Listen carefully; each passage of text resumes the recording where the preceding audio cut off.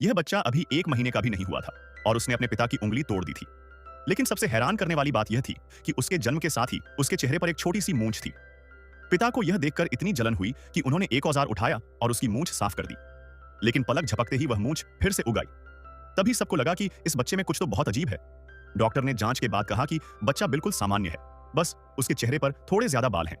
लेकिन डॉक्टर को क्या पता था कि यह बच्चा कितना खतरनाक रूप से शक्तिशाली है। इस बच्चे का नाम था मार्क।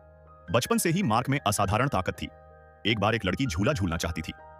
मार्क ने उसे हल्का सा धक्का दिया, लेकिन वह इतनी दूर उड़ गई कि सब दंग रह गए। मार्क की शक्तियां सिर्फ ताकत तक सीमित नहीं थी। एक बार परीक्षा में नकल करने की कोशिश करते हुए उसने गलती से एक्सरे विजन इस्तेमाल कर लिया, लेकिन वह ज्यादा देर तक देखता रहा और क्लास के सबसे होशियार छात्र की उत्तर पुस्तिका जलकर राख हो गई। बाद में स्कूल के फुटबॉल मैच में उसे गोलकीपर बनाया गया, लेकिन गोल बचाने के बजाय वह गेंद को ड्रिबल करते हुए सीधे विरोधी टीम के गोल तक ले गया और जोरदार शॉट मार दिया। उसका यह अंदाज सबको हैरान कर गया। उसके पिता हमेशा उसे अपनी शक्तियां छिपाने की सलाह देते थे। उनका कहना था कि अगर मार्क ने अपनी ताकत पर नियंत्रण नहीं रखा तो वह पूरी दुनिया को तबाह कर सकता है। मार्क बस बेबसी से कंधे उचकाकर रह जाता था। एक दिन उसने कार का दरवाजा बहुत धीरे से बंद किया, क्योंकि उसे हमेशा अपनी ताकत संभालकर इस्तेमाल करनी पड़ती थी। सच तो यह था कि मार्क पृथ्वी का रहने वाला नहीं था। उसे अल्फा नाम के ग्रह के एक दंपति ने जन्म दिया था। उस ग्रह पर एक निर्दयी शासक उसे अपने बेटे की रक्षा के लिए हथियाना चाहता था। इसलिए उसके माता पिता ने उसे एक एस्केप पॉड में बैठाकर दूर भेज दिया, ताकि वह उस युद्ध से बच सके और कभी उस शासक का हथियार न बने।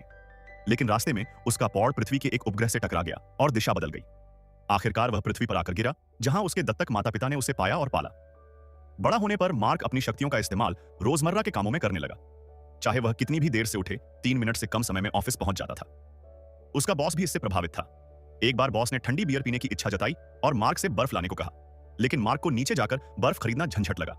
इसलिए जब कोई नहीं देख रहा था, उसने नल के पानी पर फूंक मारी और पानी तुरंत बर्फ में बदल गया। इस तरह उसका काम आसान हो गया। फिर एक दिन ऑफिस में एक नई महिला कर्मचारी आई। मार्क उसे देखते ही उसके प्यार में पड़ गया। काम खत्म होने के बाद उसने उसे डिनर के लिए पूछ लिया, लेकिन एक छोटे से रेस्टोरेंट में कुछ गुंडों ने उन्हें परेशान करना शुरू कर दिया। महिला गुस्से में आ गई और उन्हें सबक सिखाने के लिए आगे बढ़ी, मगर वे गुंडे किसी महिला पर हाथ नहीं उठाना चाहते थे। इसलिए उन्होंने मार्क का मजाक उड़ाना शुरू कर दिया, जो माहौल शांत करने की कोशिश कर रहा था। उन्होंने उसे ताना मारा कि वे उसे सिर्फ एक उंगली से हरा सकते हैं।